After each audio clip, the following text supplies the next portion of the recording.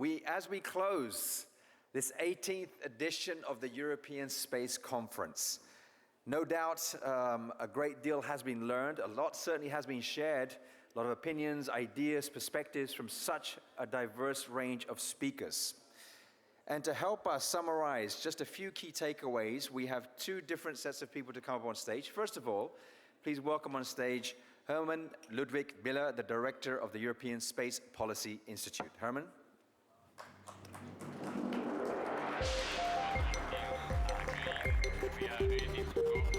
So I try to be fast on something that is quite comprehensive as a two-day event. This was about security and defense, it was about industry, it was about transformation. I think this is the leitmotif. We had a great year last year. I think it was disruptive, but it also set big signals that Europe can deliver. So we try to also set the tone here. And quick word on the participants. We always look into who are we in the room. And I think one of the big things here that really stepped up, I would say, compared to previous year was even stronger presence of also member states and ministers from Germany, France, Belgium, Poland, Cyprus, and many national agencies being presented next to the EU commissioners and ecosystem. I think it's important to have everybody in the room. Second, if there is one word which I retain almost from all discussions, is federate, federate, federate. Come together, connect together, elevate and deliver, I would maybe add to that. And this is between the EU and ESA, it is between commercial, it is between national, bilateral, multilateral. It is international, I come back to this. And it's really not being perfect, and to work with what we have. And in fact, it was just used, the phrase. We should also work with what we have at hand. There is urgency to deliver, and let's not always try to be perfect, but let's get going. So interoperation was a big topic. There's one thing I just want to highlight, was said in the panel, first buy European when you want to interoperate. European preference clause is quite prominent, was in many of the discussions. There was also an interesting statement, let's do European standards and maybe we stop with NATO standards. We still want to operate and interoperate also with NATO, it was said also just now again, but we should have our own standard and we should steer standardization. Now, is it all security and defense now? Because sometimes you have the impression, this was the whole day in this setting quite prominent. It has its place in space and we know that this is the topic of the day. It has occupied the gold stage. It also meant that things like boot on the moon, which appeared in a few speeches, also by ministers, is on a side stage. And the silver stage, I think it may not have gotten the attention next to this most important topic right now. I would say maybe the same for digital, SpaceX, IPO, or Starship. Those are things we also need to bring into the debate. And what it all connects, and it was again said just a minute ago, Europe is a trusted partner. In these times, in 2026, this is our time. We bring a value in the equation that is the biggest asset maybe that we have, and we should use it on an international stage. There was just a trade agreement with India as an example, but also ESA is working with Canada, talking about Australia, Japan, South Korea, and others. So let's zoom in on military quickly. What is really always impressive, it's very hand-on cash talk when it comes to military. I think it is helpful to have that talk. It's about shield and sword. It's about a Roman gladiator. It is a matter of posture. I think we also need this. There is a clear distinction, and this was very evident, between the switch on hard governmental capabilities that will be national, and just we need to accept this in the whole design. And that is different from pooling and sharing many other things, including commercial, that will help us. Let's keep this as one of the takeaways on this session. Also, let me jump to the industry, the other main heading of the event. I like the Rolls-Royce. Somebody talked about the Rolls-Royce. We've done a few of them, but now we need to do Model Ts. And not only Ford cars. We need all the different brands, we need multiple supplies, we need the resilience, we need something that can scale up and something that can work at speed. And I retain something from a previous panel, I think it was today, a big discussion, waiting for the signals and talking about industry versus drafting your own path and create offer user requirements and the perfect specification versus taking out some red tape.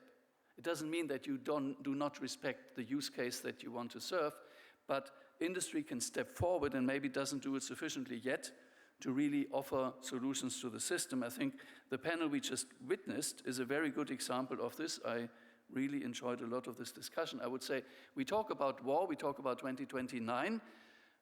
Why not use Darwinistic mechanisms? So it's not all about demand and user requirements driven, it's also innovation that sometimes just also defines the future, let's face it. And the same, avoiding duplication is overrated. Competition automatically means that you compete maybe on the same ground, otherwise you wouldn't be competing. So let's also open up to this mindset and do things maybe differently. We're not in the time anymore of I come back to perfect programs like Galileo Copernicus. They are requirements-driven, user requirements-driven, and a system requirements document and all about it. This is a different time, and we need to adapt. Now, it was said industry needs to battle it out. I think this is a good way to put it. It was also said it's not only all about primes and the big systems, it's about the technology, it's about chipsets, about the sensors. It is about not having everything, it was used as a term, yellow washed or stars and stripes watched. So we need really also the capabilities beyond the hardware, and that goes into cloud, that goes into software of the systems that manage our space segments. Now let's go to the money, and I put it more to the end because it's not all about money, but it is about money. So the DG ESA, he said, let's double, we should further double the public investment. That is quite a statement, but I think it is the order of magnitude we are discussing. We heard from Commissioner Kubilius, 6.8 trillion over the next 10 years in defense, and a part of this in space. If you do the math, you come to similar numbers, and you come to something like, per year, it's about 40 to 50 billion. So that is quite a scale up from where we are today. We have good steps last year, and I think we need to go further. It is about 0.15% of GDP, which is what we advocated in ESPI 2 years back. And I think this is on the right track. If you look at Germany, 35 billion on the table, nobody expected this number, and it's a sign that these things are possible, can be done. We have the economic power in Europe still today to do this, and we should do that. And the Germany statement by the minister lady was clearly, this is a cornerstone of European capability, for instance, for a European space shield. So what did we miss in the discussion? And that's a point we always add at the end. There was something on spectrum, but spectrum is also underrated in the discussion. 80% of the next WRC is about spectrum and space. Mr. Musk just invested, I think, 17 billion to acquire some spectrum that is important for direct-to-device and hyperscaling. So this is something we should be aware of. Science always falls short. It's a tough one, and it remains tough. Digital, I think we should have maybe some digital actors here. I wish we had an Amazon in Europe. So let's maybe find somebody who can also complement the discussions we are having here.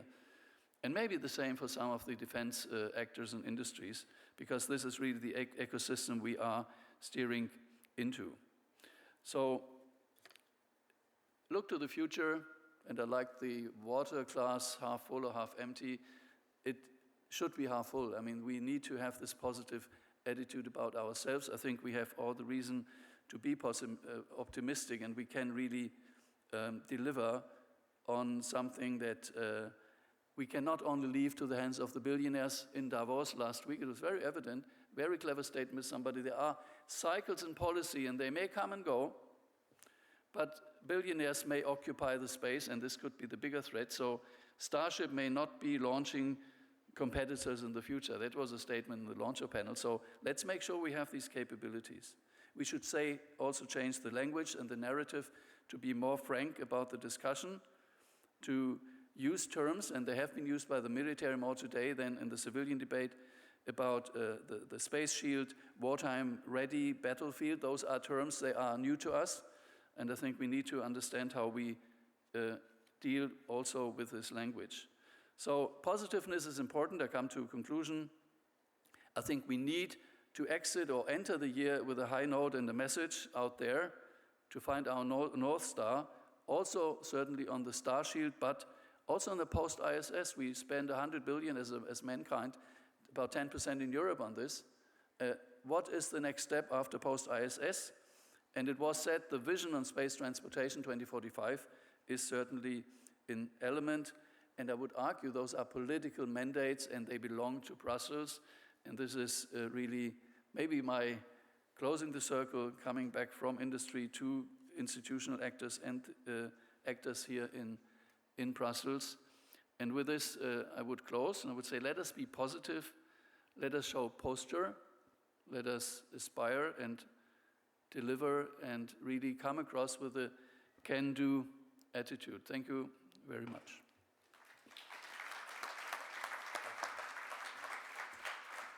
Thank you very much, Hermann, for those great takeaways from the last 2 days. And last but not least, two significant individuals that I'd like to introduce who have really been part of the core engine of the organizing team, of which there have been a tremendous amount of people behind the scenes working on the space conference. I'd like to introduce Tomas Dimitrov and Julien Bocquet of Logos Business Bridge Europe. Gentlemen, it's all yours.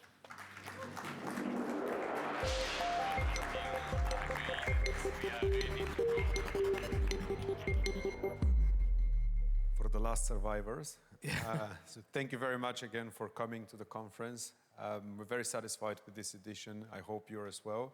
But 2 very long days. I can see from the face of the colleagues in front and the people from behind.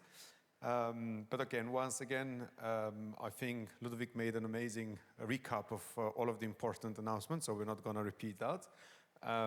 Also because we cannot do it as well. But it's just to also thank our team that have been devoted. You've seen them running around in the last 2 days quite a lot and giving 110% for making this a success. And maybe last but not least, we're already looking forward to the next edition in 26. We're going to be back with something even better, I hope. So stay tuned. And yeah, absolutely. Heading the organization now for 8 different. That will be the 8th one next year. Let's see, hopefully. But yeah, no, indeed, warm thanks to everyone involved. I would like to big shout out to our team. As Avinash was just saying a couple of minutes ago, obviously there's a lot of people working behind the scenes, so I can't name them all, but I'm sure they will recognize themselves. I would like also to obviously thank all our partners, the EU institutions, be it the European Commission, the European External Action Service, European Defence Agency, obviously the European Space Agency for their support, all our industry partners, without whom obviously such a conference would not be possible. Thank you for staying with us for those 2 full days, and see you next year. And thanks to Avinash, our colleague who is doing this and you're seeing him 2 days in a row.